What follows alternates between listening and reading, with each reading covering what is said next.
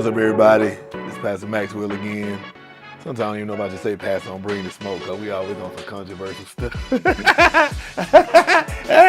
Because we really be bringing that smoke. But anyway, I'm in here with a very sanctified, holy bishop.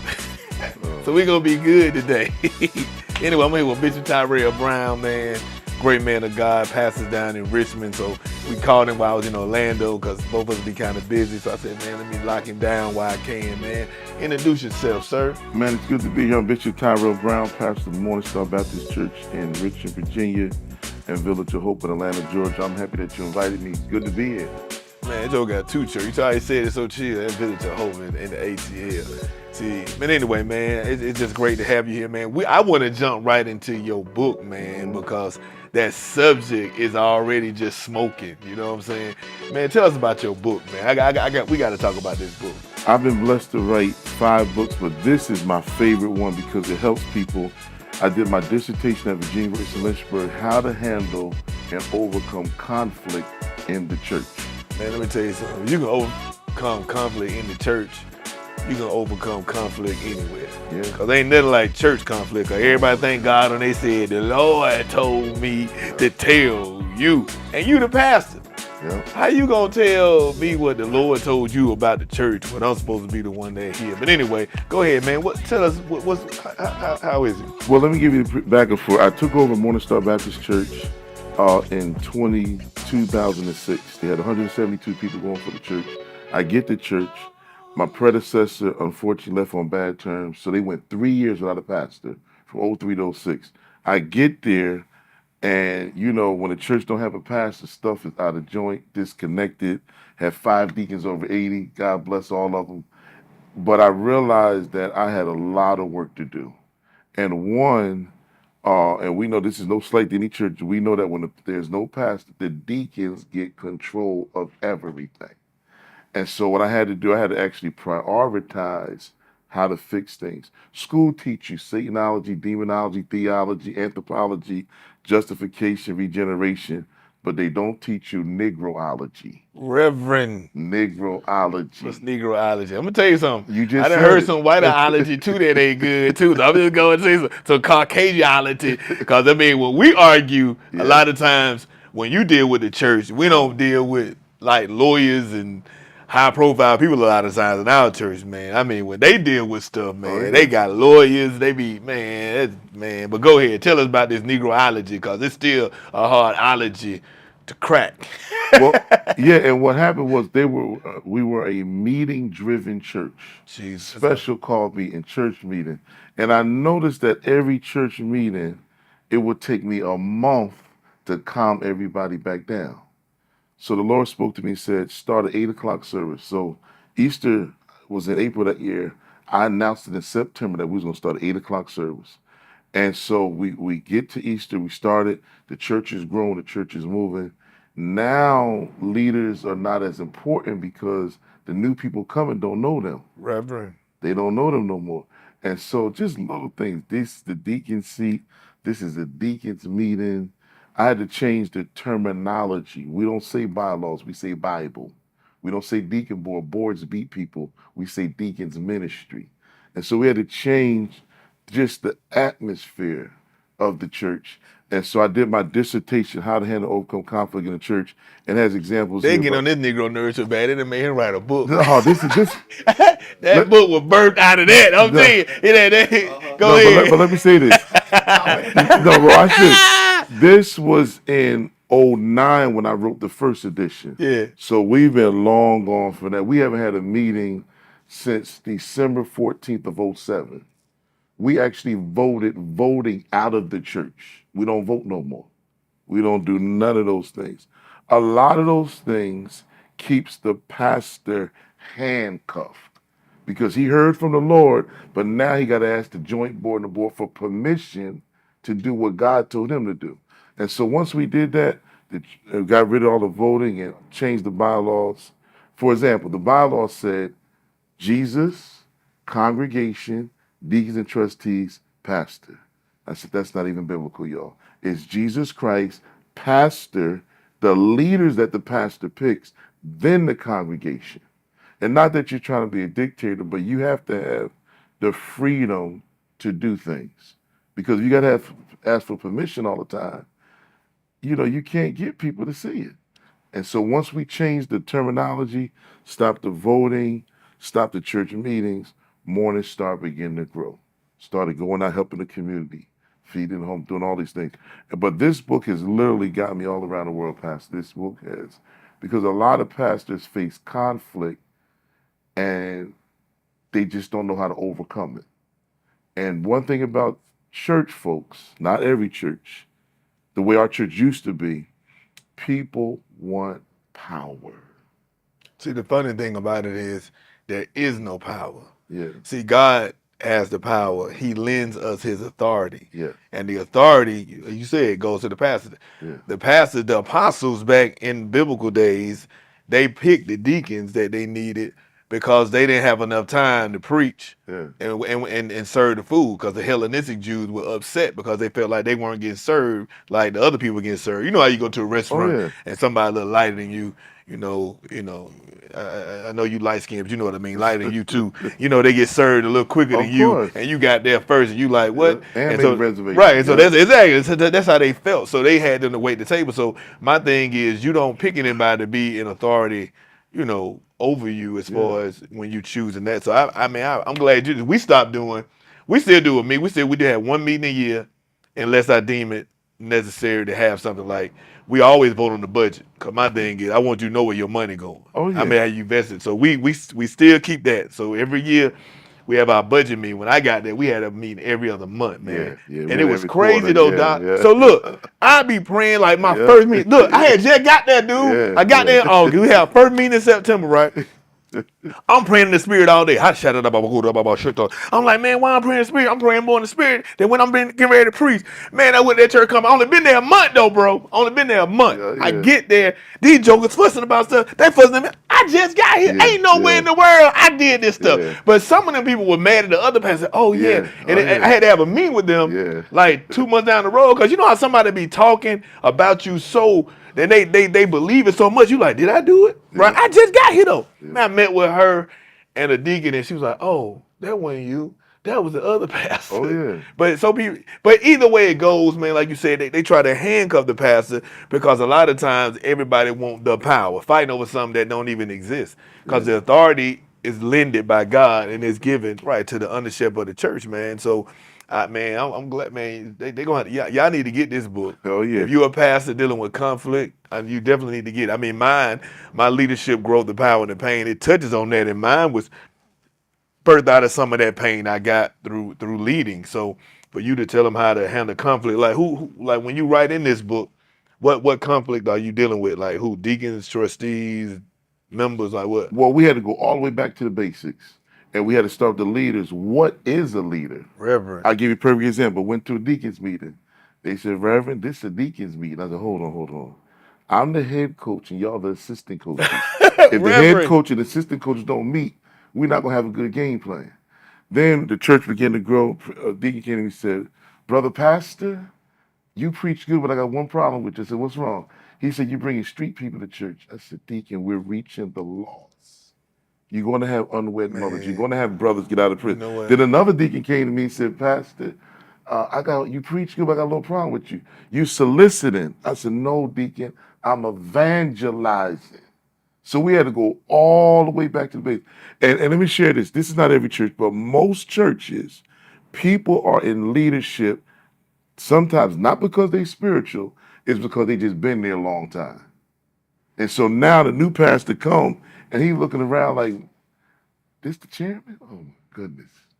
We got to go back to the. I had another deacon said he couldn't drive at night.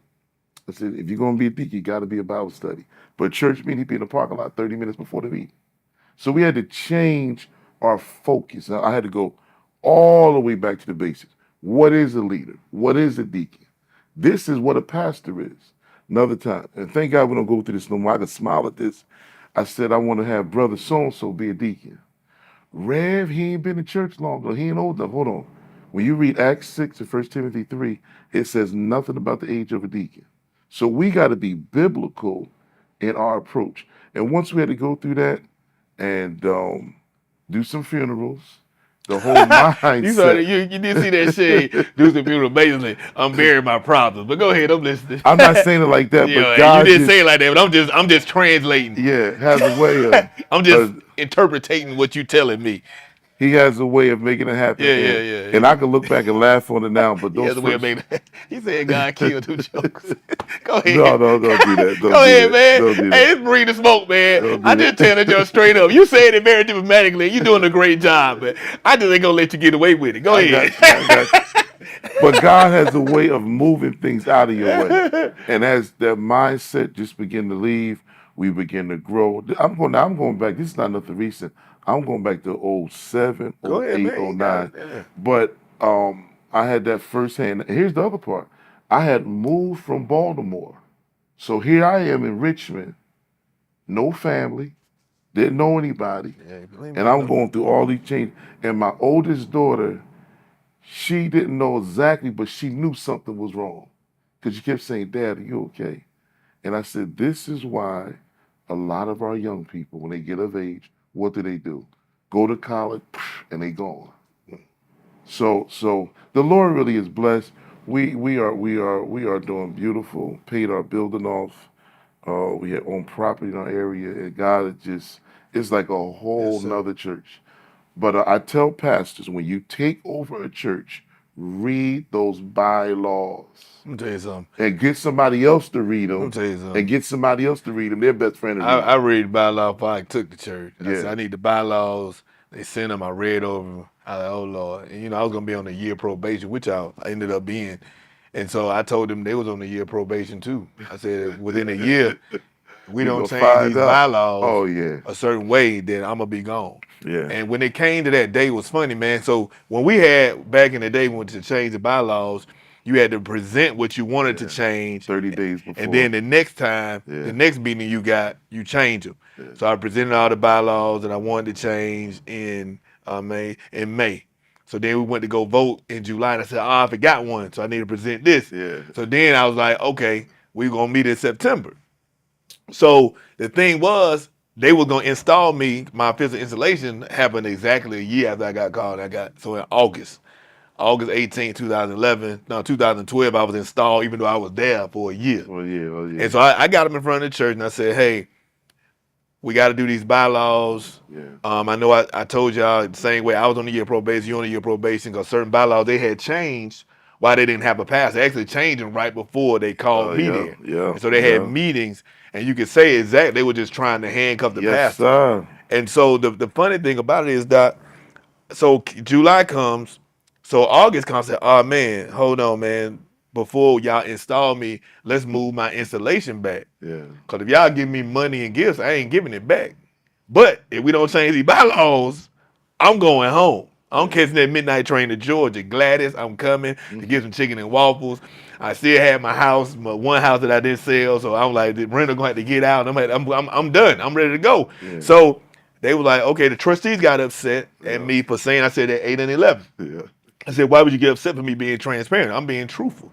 So anyway, they went ahead and installed me September, but I had called rest his soul Bishop Leonard Smith, man. I Leonard, called him oh, in. that's my Yeah. friend, Yeah, bro. man. I called him in to run Yeah, the meeting for me so I could yeah, have the least collateral damage as possible. yeah. Cause I ain't even know this, Doc. He had already told them not to change the bylaws before they got a pastor. Well, hard. That's what And he had happens, it because bro. he was the moderator at the time and he Yeah, was over it and he was telling them what they weren't supposed to do. He said, Doc, he said, yeah, baby boy, let me yeah, tell you, Doc, I told them yeah. not to change them Did it bylaws anyway. before. So I got you, Doc. He drove down there, stayed in the hotel that night. I think, and man, that dude, my dude, He is man. a That dude preacher's was a friend, great bro. dude. Yes, sir. Tiffany and the family, man, I'm praying for y'all. I know it's been a while since he passed, man, but that dude was a soldier. When I Soldier, tell bro. you, I ain't even know this dude. I just said, the Lord told me to ask you Yep. to run my meeting. And he said, and I ain't even know he had history with it. I ain't know what moderated it. First of all, when I Yeah. started pastoring,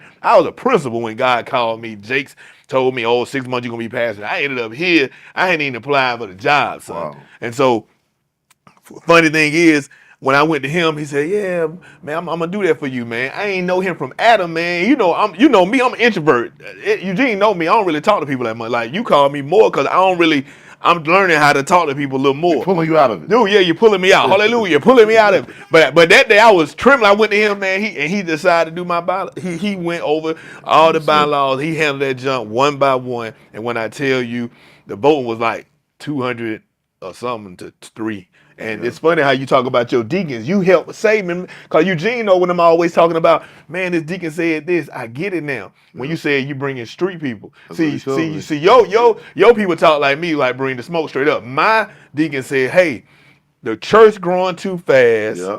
and too many people getting saved. Yeah. So he left. And they said, what you say to him? I said, bye. But now I get it.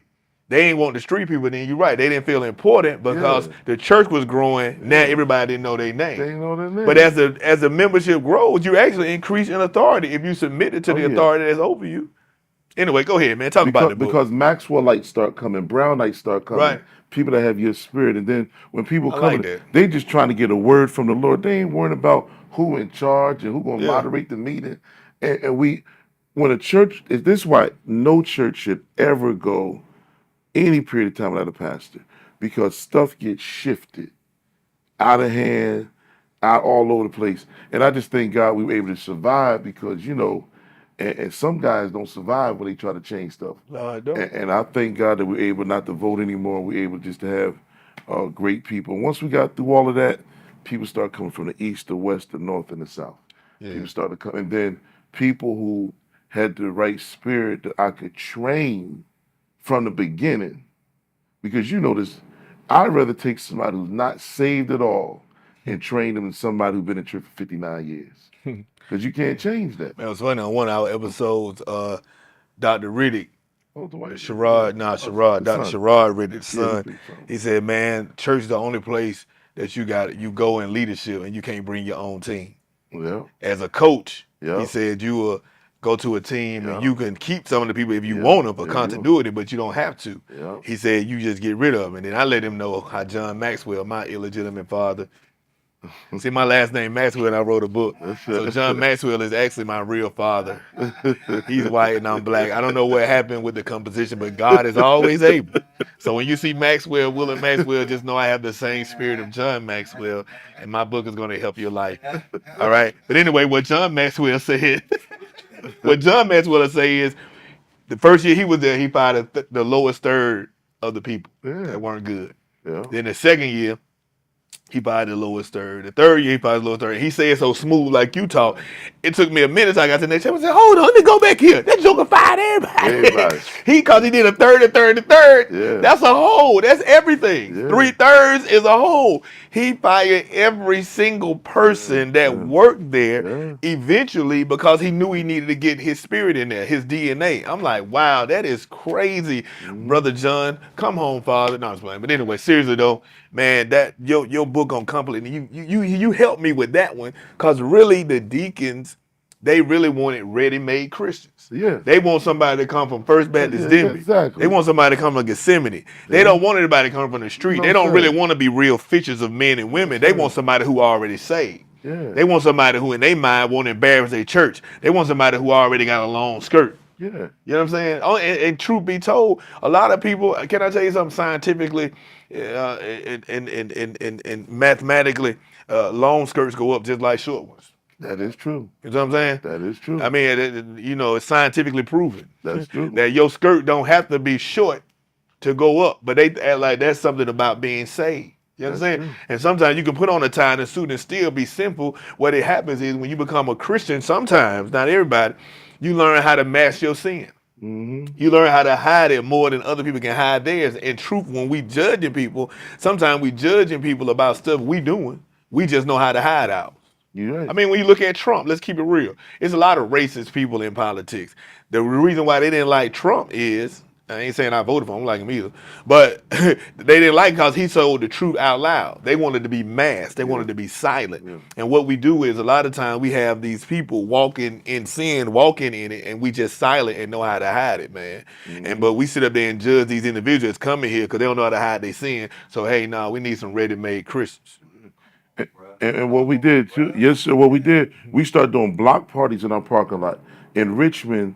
Broad Street, Hull Street, and Midlothian Turnpike are the main arteries. And so Midlothian, we were on the main street. We would do block parties, and then we would cook out, or then we'd do a tent revival. We took the church outside, and we do, God bless. So my father used to, when he passed in New Jersey, we would knock on doors. So now we got a whole new mindset of people coming, and I saw the church flip. I saw it right in front of my, I saw it flipping. And so now those people are leaders, got their families, and we just been blessed. But I tell any pastor, you gotta have patience. They didn't get like that overnight. You're not gonna change it overnight. And so a Reverend. lot of pastors, they want to come in and change this, change that, change this, change that. So you got to do small victories. That's why I announced in September for a sunrise for Resurrection Sunday. I gave myself 6 or 7 months. Somebody said, we're going to have breakfast. We're going to have breakfast. You know, food bring people to church. Hey, He Reverend. said, bring fishes and men. You got to have different dates. And so we've been blessed, and I'm thankful to Morning Star 17 years.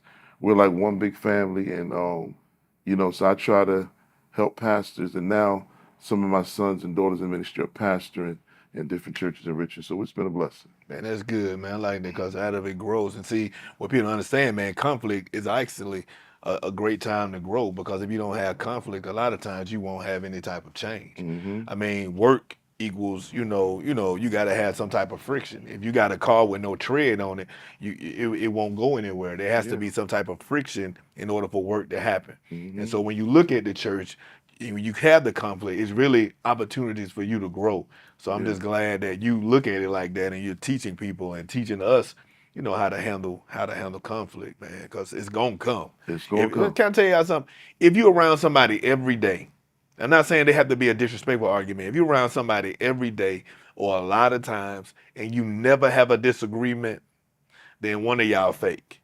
You gonna have a disagreement. You One are. of you all fake. Now I'm not saying you can have like me and him going back and forth texting. We ain't arguing, but I'm like let him know, dude, you sending me these all caps saying answer the phone, but I Oh was in the no, meeting. But no, I had no, told him, no. no, it's cool. I had said, hey man, I sent a text to you. It wasn't no argument, but it was a disagreement a little bit, but it The wasn't text no never came it through wasn't. though. Oh, I That's saw what he I'm said, showing yeah, you. so he showed me. Yeah, But the thing about it was it wasn't no disrespectful thing. yeah. But if you're around somebody all the time and never have a disagreement, one of That's y'all true. fake. But that doesn't mean you have to be disrespectful when you Yeah, disagree. You know what I'm yeah, saying? You know what I'm saying? So all I'm saying is learn how to handle conflict. Get this book. Get the leadership growth book. Learn how to handle conflict because you're gonna have pain. The Bible says that He blesses you, right? He gives you. He said, "I'll bless you 100-fold in this lifetime." But what you gonna get? Persecutions. And so when the blessings come, you also get persecutions. But let me go back to this. When you said yeah. deacons run it, let me talk to the deacons out there. And I know Bring the Smoke. We talk about everything. And I know some of you all that watch Bring the Smoke not saved, but you still need to hear this because it's gonna help you with business. It's gonna help you with all your life. Look, Moses' hair turned white when he saw the backside of God. His Mhm. hair turned white, which means that took a toll on his body. That was a mantle God had ordained him to hold, Yes, right? yes. So think about you holding a mantle as a deacon and you trying to hold a pastor Mhm. mantle that you ain't supposed to hold. That's why some of y'all getting sick. Yeah, When you're trying to run these churches for so long, you wondering why your body keep breaking down because you're holding a mantle that's too yeah, heavy for you that your body wasn't made to hold. yeah. All right. Moses had turned white. Sometimes we get stressed. Like I ain't had no gray hair. When I got here, I was 37. Within 3 weeks, I started getting gray hair right here. That's why I stopped growing. I just had a goatee, and then I ended up just having a mustache. I'm like, man, I ain't want to look gray that early. But church folk had made my hair gray. Why? Because I was holding a mantle that was heavy. But it's a mantle I'm supposed to hold. So when you're holding a mantle that's already heavy, that ain't designed for you, that you're not designed to hold, it will take a toll on your body. Stop trying to take over God's positions that are meant for somebody else just because you want attention. Stop using the church to do a psycho to lift your self-esteem because you don't lead at a job or you don't lead at work. Now Yeah, you come to church yeah. and you try to usurp the authority because now you a deacon and you trying to lead to stroke your ego. Now I apologize the way I talk but you got the smooth guy here. He No. gonna say it in a nice way. I'm just gonna tell you, gut punch you, and let you know. Stop trying to hold mantles that were never meant for you to hold because it will take a toll on your body. Pastor, you just said something about taking toll on the body. Every leader, you have to get a stress buster. What are you saying? I have my man cave. I have video games, pool table, ping pong table. That's my sanctuary. I go down there and get lost for 2, 3 hours. You ain't got no white Hennessy? No, I got that. I got that. I Oh, got that. I you got got the brown one. cold water, cold water, cold. No, I got that. But I You had ain't to got no get communion, doc. no. Go ahead. But for me, video games, playing pool. I love sports, watching the game. You gotta get away from it. So many passages grinding, grinding, grinding. Reverend. Man, so and so had a heart attack. So and so had a stroke. You gotta do it. My father, loving the life, he grinded all the time. Dad would preach, change his shirt, drive the church van home. My mother said, "You can't do that." And at the end, he started delegating, and you got to delegate. It holds people responsible, holds people accountable. But every leader that's watching, get a stress buster, whether it's going playing golf, doing gardening, video games. Do something that you can go away for 3, 4 hours and come back. It helps you think better, and it gives you a mental break. You ever went to sleep and laid down for 8 hours and woke up and still was tired because your brain was just going all night? Right. I got to go here. I got to go to the hospital. I got to see Deacon. I got to call church. You're just gone. You got to unplug. You have to. Even Reverend. yesterday, a small unplug. Had lunch with grandma. Just 4 hours, 5 hours of relaxing with my grandmother. No meetings, no plane to catch. Pastors, leaders, get a stress buster. Find something, invent something. Some people is walking, working out. Find something that you can go away for 3, 4 hours and then come back. It helps you think better. It helps you sleep better. It helps you look younger. Yeah. And sometimes what you got to understand as well, man, man, you said something, man. Yeah. I Oh had to my learn God. that. You got to take breaks, man. Jake said that, you know, if you gonna work hard, you gotta play hard. Yeah. And a lot of times you're right, we just don't play hard. But you know, you said something, you said I love him to life. Hmm. And I like that because you use your words. And can I tell you something? God said that He forgives us of all of our sins, Hmm. right? Except the blasphemy against the Holy Spirit. But Hmm. He said, I will hold a record of everything you say, because the power of life and death is in the power of your tongue. And you never know what type of calamity has happened in the world because of your speech. Have you ever said, man, I ain't seen so and so in a long time, and here they go? You understand? Because your mind and your tongue is so powerful. The same way God spoke the word into existence, you can. But let me know why you said loving the life instead of loving the death. Love of the life because I said people, his spirit still lives. My father pastored at a Baptist church, minister of Baptist for 6 years. Then we became Pentecostal. And Mhm. so the sermons went from 30 minutes to over an hour. But he just taught me a lot about being a man and overcoming. So even though he's gone, but he asked for the body to be present with the Lord. Even though he's gone physically, his spirit still is. In fact, we dedicate our fellowship hall to him in his honor. So that bless my mother. But my father was 67 and 7 months, seventh child of his mother and father. Married my mother on June the 7th, born on July the 7th, and died February the 7th. And so we know 7 is the number of Yeah, I completion. see, man. But That was look, something. That was wow, really, that's that was really, awesome. yeah, But I'm gonna take it a little further. But that's man, 777, yeah. man. I'm gonna skip the sevens from now on. I don't want to love you, know what I'm saying. But anyway, but seriously though, when you it's the power of life, it is the power of your tongue. And a lot of times the devil tricks us into saying things that we shouldn't say. Loving the death, you speaking death. Yep. The devil is legalistic. We Hmm. down like four flat tires. Why you can't be up? You know what I'm Yeah. saying? You know what I'm saying? It's like we begin to speak negative things. You know what I'm saying? Man, y'all gonna make me lose my mind. Remember DMX kept Oh, saying that he lost yeah, his mind. You keep whatever you yeah. speak, that's what you gonna That's get. true. Speak those things that be not as though they were. Whether it's life or whether it's death, that's what you're gonna get. That's what you're gonna get. So I love the way he said loving the life instead of loving the death. Because those negative words that you Oh, say, yeah. even though you don't mean anything by it, you Oh, yeah. speaking it out into the atmosphere and gives the devil a legal toehold in your life. So you gotta be careful about your words. I mean, I even say it sometimes, but I rebuke it real quick.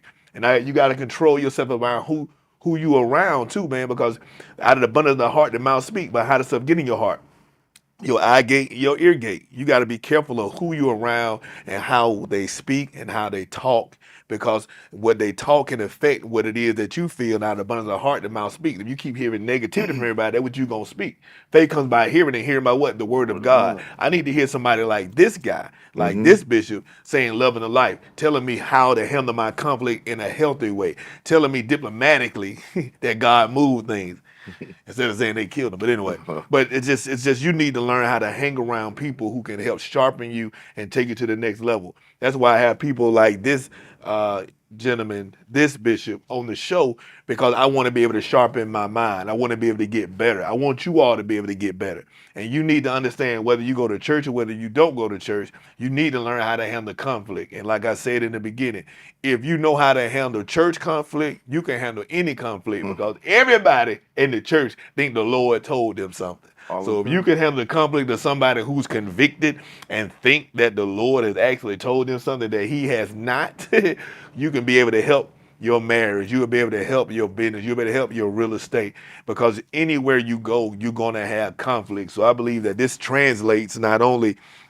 into the kingdom world, but it also transfers into the secular world. It's something you said, Pastor, because how many hands do we have? We have two hands. Yes. We have 10 fingers. We have two feet, 10 toes, two eyes, two ears, two lips, two nostrils, but we have one tongue.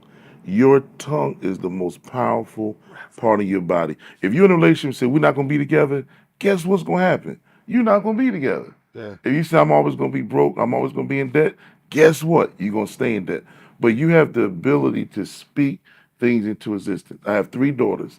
My youngest daughter wanted to get a scholarship. I said, Joy, you're going to do it. She's a musician. We went to Georgia State. They told her, she said, Dad, I want to get 100% scholarship. They gave her 75%. Went to Virginia State. They gave her 85. Went to Virginia Union, got 100%. She persevered, and I saw this 18-year-old's faith. She kept speaking it. Yeah. Graduated. They want owing no money. They wound up giving her a check. Reverend. I said, look at God. Look at God. I said, because you spoke it, Joy. Your faith on your level, you kept saying, I'm going to get a 100% scholarship. And I was on a plane with her to Georgia State, driving her everything. And she wound up getting it. So now that student loan is like a gorilla on our young people's back, because Yes. they get interest on it. Yeah.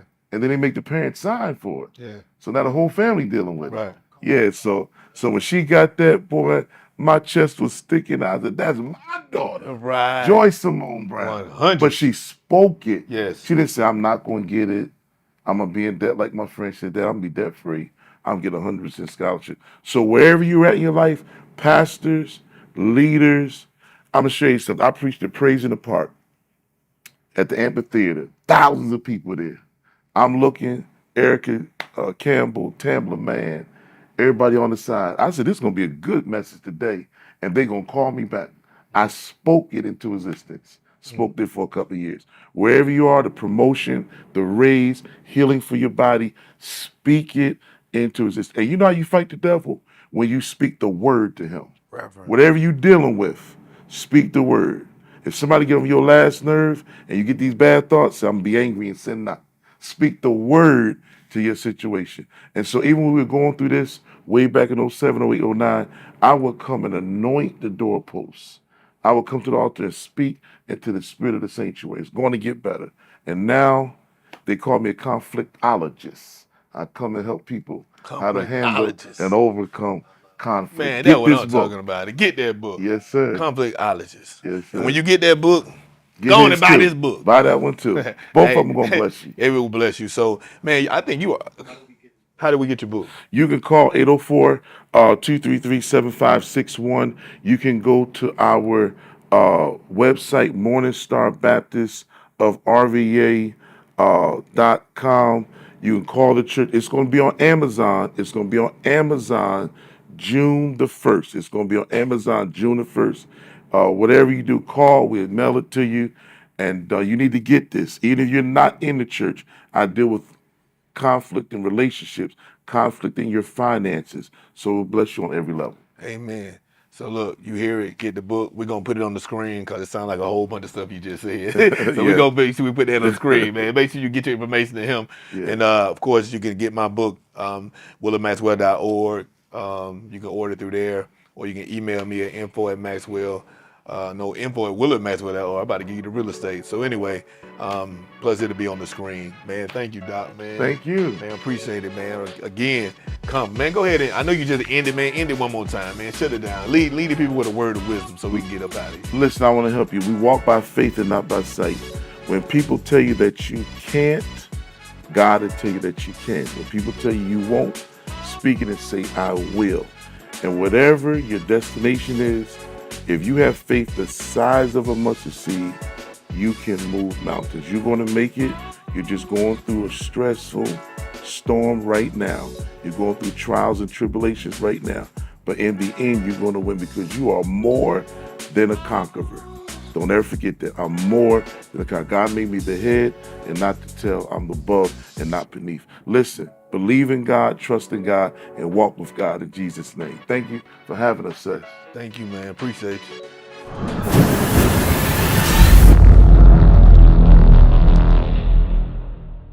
Hey everybody, how you doing? In Touch Basketball is back. We did it big last year again, and we did it for the first time in a few years since the pandemic. We coming back again, and you know what? The sheriff's department and the police department gonna go head to head again. The community gonna go head to head again. I think the fire department gonna play as well.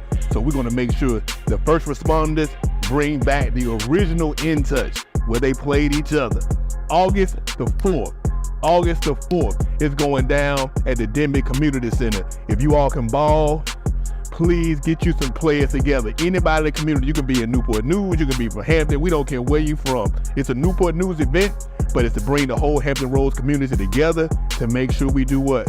Partner and build bridges with the police. We want to make sure the police know us, we know the police, and that we help them solve crimes to keep our neighborhood safe. We want to make sure we curate some great positive interactions, and that's what we do with In Touch Basketball. But at the end of the day, somebody gonna win, somebody gonna lose. Are you a baller? If you're a baller, come on out. If you're not, come on out. Because you know what? It's all about fun. Although I'm a sore loser, so New Beach Grove, get that team together, because we better win.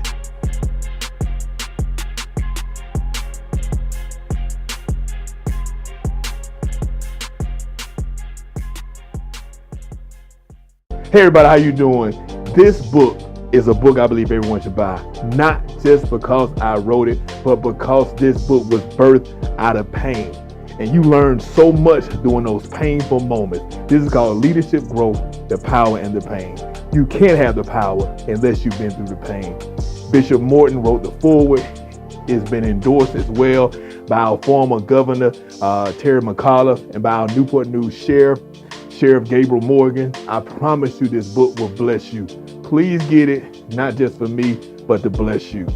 Go to willardmaxwell.org or click on the links below, and I promise you this book will bless you. If you don't just buy it for yourself, buy it for someone else. It's a short read, but it's a powerful read. I've been getting testimonies all across the country, and I promise you it will bless your life.